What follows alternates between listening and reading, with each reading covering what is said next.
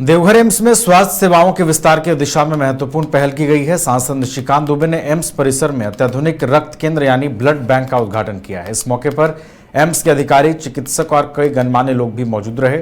सांसद ने कहा कि रक्त केंद्र शुरू होने से मरीजों को समय पर सुरक्षित रक्त उपलब्ध हो सकेगा और आपातकालीन परिस्थितियों में भी बेहतर चिकित्सा सुविधा मिलेगी।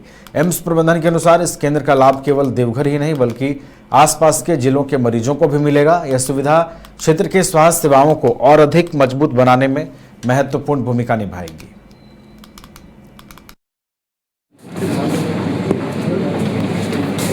देखिए, किसी भी अस्पताल के लिए या किसी भी मरीज के लिए और खासकर सीरियस पेशेंट के लिए आपको पता है कि ब्लड की सबसे बड़ी आवश्यकता है और ब्लड बैंक किसी अस्पताल में होना वो सबसे ज़्यादा ज़रूरी चीज़ है। और संथाल पड़ना जहाँ की एक एक्सरे मशीन नहीं हुआ करता था 2018 के पहले, ये एम्स तो माननीय प्रधानमंत्री जी ने एक बड़ी सौगात दी है। भूतो न भविष्यति, इसका कोई ऋण जो है माननीय प्रधानमंत्री का हम लोग कभी नहीं उतार सकते। उसमें ये ब्लड बैंक होना अपने आप में मुझे लगता है कि इससे बड़ी घटना नहीं हो सकती है। मरीजों का कल्याण कैसे होगा, उनकी जान कैसे बचेगी, और जिस तरह की व्यवस्था की है अभी डायरेक्टर साहब, नितिन साहब जिस तरह से बता रहे थे या पूरी टीम बता रही थी कि जो बायफर्केशन है सारे ब्लड्स का, कि किस तरह से प्लाज्मा होगा, किस तरह से आरबीसी होगा, या ब्लड के जो क्रायो भी ये लोग जो है अंतिम में जाने वाले हैं, जो एक्सट्रीम है ब्लड का, और इसके बाद पैथोलॉजी लैब जो इसके साथ जुड़ा हुआ है।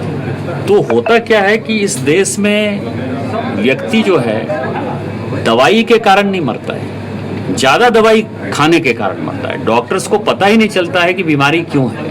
और एम्स इसीलिए, एम्स का इलाज अच्छा भी है और एम्स का इलाज टफ भी इसीलिए है कि एम्स के डॉक्टर जब तक कि इस चीज़ पर केंद्रित नहीं हो जाए कि आपको एग्जैक्ट क्या बीमारी है, सारे रिसर्च के बाद, सारे टेस्ट के बाद, तो आपको वो दवाई चालू नहीं करते हैं। मतलब यहाँ कोई इमीडिएटली आप समझिए कि आपको कैल्पोल खिला दिया और आपको सेट्रिजिन दे दिया, इस तरह का इलाज तो एम्स में होता ही नहीं है। उसके लिए इन दोनों लेबोरेटरी का जो है सबसे बड़ा रोल है। तो मैं पूरी एम्स की टीम को, डायरेक्टर साहब, नितिन साहब के साथ जो पूरी टीम लगी हुई है, उन सबों को बधाई देता हूँ कि उन्होंने बड़े अच्छे सही समय पर जो है जल्दी से ये ब्लड बैंक का जो है वो उद्घाटन करा दिया और एम्स में आने वाले मरीजों को जो है एक वरदान साथ। आपने वाटर प्लांट की भी बात पहले बता दिया है कि हम इसको 3 तरह के ब्लड कंपोनेंट्स में डिवाइड करते हैं अलग अलग रिक्वायरमेंट के हिसाब से। पहले क्या होता था, एक ही बोतल ब्लड दिया जाता था, चाहे उसको दूसरे कंपोनेंट्स की रिक्वायरमेंट नहीं रहती थी तो भी एक बोतल पूरा चला जाता। अभी एक ही बोतल से हम 3 अलग अलग कंपोनेंट्स बनाते हैं। एक प्लेटलेट जो काफ़ी कम समय तक रहता है